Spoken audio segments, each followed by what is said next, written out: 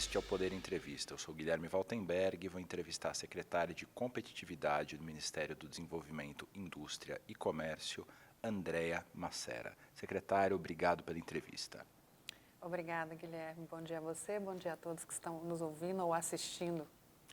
A secretária faz parte dos debates do Fórum de Competitividade de 2024, que é organizado pelo movimento Brasil Competitivo. O tema desse ano é a transformação digital e é por esse tema que a gente começa agora a nossa conversa. Como é que o MIDIC, como é que o governo tem se organizado internamente para utilizar elementos de inteligência artificial e ampliar a digitalização dos serviços públicos? Olha, antes disso, eu acho que é importante a gente olhar a transformação digital como elemento de competitividade. Então, é um fato muito conhecido que a produtividade brasileira, a produtividade total de fatores, ela está estagnada há décadas. O que permitiu o crescimento, ainda que pequeno, dessa produtividade foi o nosso crescimento demográfico, é uma variável que está estagnada, então agora, para a gente ter um crescimento econômico, é preciso ter um aumento de competitividade e o uso de tecnologias e a transformação digital se torna um elemento fundamental para esse ganho de competitividade e de crescimento da economia. O presidente Geraldo Alckmin, que é também o ministro do MIDIC, ele tem pregado uma neoindustrialização no Brasil. Hoje em dia, a indústria, mundo afora, é conhecida pela sigla de Indústria 4.0, que utiliza inteligência artificial, utiliza elementos digitais em praticamente todo o processo. Como o MIDIC pretende incentivar esse processo no Brasil?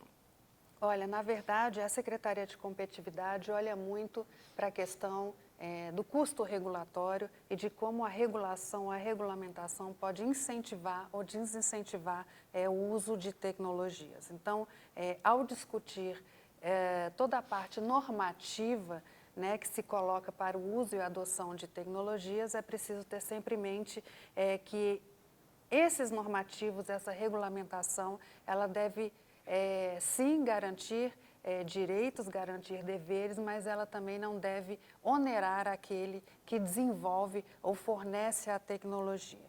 E um outro elemento importante que é preciso ter em mente é que, de fato, a transformação digital é um elemento de competitividade, ela promove avanços de produtividade, mas ela deve garantir a inclusão social. Então, todas as políticas de transformação digital, todas as regulações ou regulamentações que visam desenvolver e adotar, né, e permitem a adoção de tecnologias, elas têm que vir acompanhada de treinamento, de programas de treinamento, fortalecimento de mão de obra e de inclusão digital. Então, a transformação digital, ao mesmo tempo que ela garante a entrada de novos produtos, serviços e modelos de negócio, promove a competitividade, ela também a tecnologia, a transformação digital, são ferramentas que promovem o bem-estar da sociedade e, por isso, essa inclusão digital ela deve ser garantida.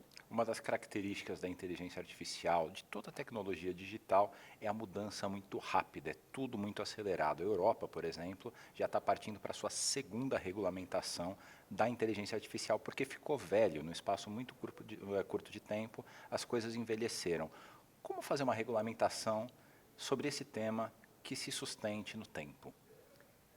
É uma regulação que tem que ser, que justamente ela tem que ser feita de maneira que possa ser alterada ao longo do tempo para alcançar os avanços tecnológicos. E aí eu chamo a atenção para um instrumento muito importante que é o sandbox regulatório. O que é o sandbox regulatório? Na verdade, é um instrumento que o regulador pode usar num ambiente controlado e com uma metodologia definida, na qual não há uma regulação. Então, se testa aquela tecnologia, por exemplo, no ambiente, com essa metodologia definida, estruturado, isso permite o quê? Que as tecnologias sejam desenvolvidas, que o regulador tenha tempo para compreender o que é exatamente aquela tecnologia e como ela deve ser regulada ou regulamentada, e isso permite também a entrada de novos agentes nesse mercado, enfim, no desenvolvimento dessa tecnologia, atraindo, claro, novas empresas, aumentando a oferta de produtos e serviços e reduzindo o custo da eventual adoção ou desenvolvimento daquela tecnologia ou daquele produto ou serviço ou daquele modelo de negócio para a população. Então, acho que aí, quando a gente fala de regulamentação de tecnologias ou regulação das tecnologias ou da inovação, a gente tem que ter em mente duas coisas. Primeiro, que todas essas regulações, esses normativos, eles não devem impor custos excessivos àqueles que querem desenvolver novas tecnologias. Aí eu faço referência explicitamente às startups, por exemplo. Então, elas não devem ter um ônus regulatório de cumprir vários requisitos, um custo administrativo na adoção, no desenvolvimento dessas tecnologias, né, e chama atenção também para o instrumento do sandbox regulatório, que é algo que pode ser utilizado pelos reguladores, que dá tempo a eles de conhecer melhor o que é a tecnologia, o que é aquele desenvolvimento, o que é aquela inovação, para que regule da melhor maneira possível, de uma maneira efetiva, sem gerar nenhum ônus para o desenvolvedor ou o produtor. Mas existem também os riscos dessas novas tecnologias, e eu cito aqui um deles, os deepfakes, que são aquelas imagens muito parecidas com a realidade que às vezes colocam rostos em pessoas em contextos dos quais elas não participaram. Como combater esses riscos ao mesmo tempo que você não inibe a atividade empreendedora? O principal instrumento para combater esses riscos o instrumento é regulatório, né, de alguma forma. Então, esse é um dos maiores desafios quando a gente fala, por exemplo, da regulação de inteligência artificial, né? Como é que você define, por exemplo, setores ou atividades que podem ser consideradas de risco alto, médio e baixo, né? Então, por exemplo, quando a gente fala dos carros, né, automáticos aí pilotados por inteligência artificial, o número de acidentes que eles causaram, mas qual seria o número de acidentes causados se esses carros não estivessem sendo controlados por uma inteligência artificial? Então, ainda, como a gente desconhece todas as aplicações dessa tecnologia, é muito difícil você prever o que é considerado uma atividade de alto risco, médio risco ou baixo risco. Por exemplo, fala-se muito em evitar que o desenvolvimento, que a inteligência artificial crie ali discriminação, algum tipo de discriminação. Mas veja, quando a gente olha para os bancos, por exemplo, na análise de crédito, já há uma discriminação ali, né, um determinado nível de risco que eles colocam, a depender do nível de renda de quem está solicitando o crédito. Então, de alguma forma, não é uma discriminação, mas é uma análise de risco que está hierarquizada ali pelo banco. Então, como é que você controla isso com o uso de ferramentas de inteligência artificial? Então, esse eu acho que é o maior desafio. É uma tecnologia que não existe, a gente não sabe ainda todos os usos, os potenciais, e como é que a gente, de antemão, já define o que vai ser de alto, médio e baixo risco. É o maior desafio que se impõe e, para esse, eu ainda não tenho uma resposta para você. Secretária, a entrevista está chegando ao fim, mas dá tempo de uma última pergunta. A senhora cuida da competitividade, um dos grandes temas para o Brasil é o chamado custo Brasil.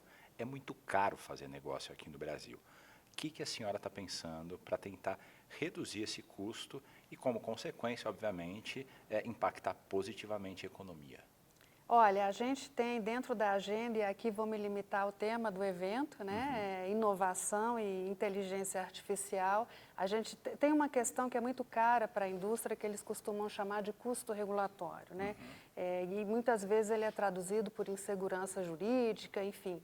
E como é que a indústria vê esse custo regulatório? Por exemplo, pela dificuldade de encontrar uma norma. Então, quando você entra no gov.br, você encontra leis e decretos, mas você tem inúmeros outros órgãos reguladores publicando portarias, resoluções normativas. Então, você tem um custo que é chamado custo de encontrar uma norma. E o que a gente está fazendo? A gente pretende entregar até o segundo semestre justamente um gov.br ampliado, onde conste ali todos os normativos do governo federal, inclusive portarias, instruções normativas.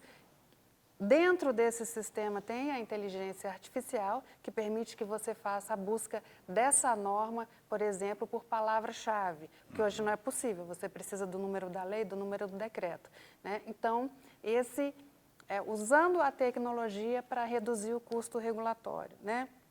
Vai ser um buscador governamental. Um buscador, na verdade, exatamente, né? Você vai procurar uma resolução CAMEX, por exemplo. Você quer ter uma norma regulamentadora do Ministério do Trabalho. Você tem que entrar em cada um dos sites, né?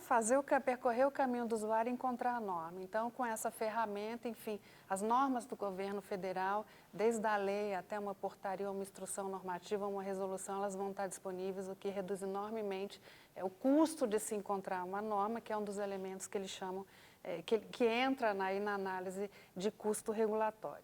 Bom, uma outra questão e uma outra entrega que a gente pretende fazer também no segundo semestre, e aí também envolvendo custo regulatório, os regulados reclamam que nas análises de impacto regulatório dos reguladores não costuma contar não aparece o custo regulatório, né?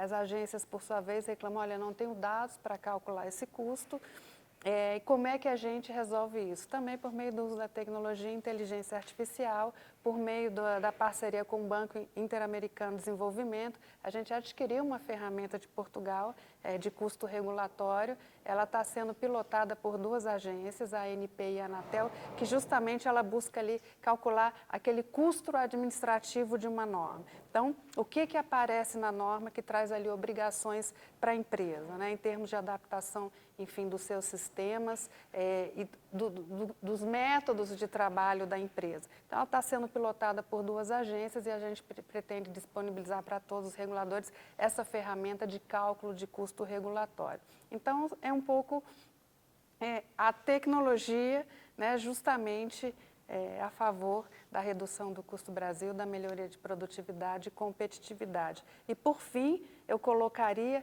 dentro dessa agenda de inovação há uma consulta pública aberta até o dia 14 de julho sobre sandbox regulatório. A gente tem trabalhado numa parceria com a AGU, que justamente a ideia é essa, é a gente a entrega deve ser feita em agosto, um guia de sandbox regulatório para trazer a segurança jurídica dos reguladores de que é possível ter um ambiente de sandbox, um ambiente, enfim, um ambiente colaborativo, né? É uma parceria do regulador com o regulado, naquele ambiente onde inovações podem ser testadas e que você não precise fazer uma regulação ex ante, que você possa acompanhar o desenvolvimento daquela inovação para ter uma regulação efetiva e que não gere custos. Então, eu diria, dentro do tema aqui de inovação de inteligência artificial, seriam as 3 entregas que a gente pretende fazer até o segundo semestre. Chega ao final essa edição do Poder Entrevista. Em nome do Jornal Digital, queria agradecer a secretária de Competitividade do MIDIC, Andréa Macera. Obrigada, Guilherme. E agradeço também a todos os web espectadores que acompanharam esse vídeo. E para ficar sempre bem informado, não se esqueça, se inscreva no canal do Poder 360, ative as notificações e não perca nenhuma informação relevante. Muito obrigado e até a próxima.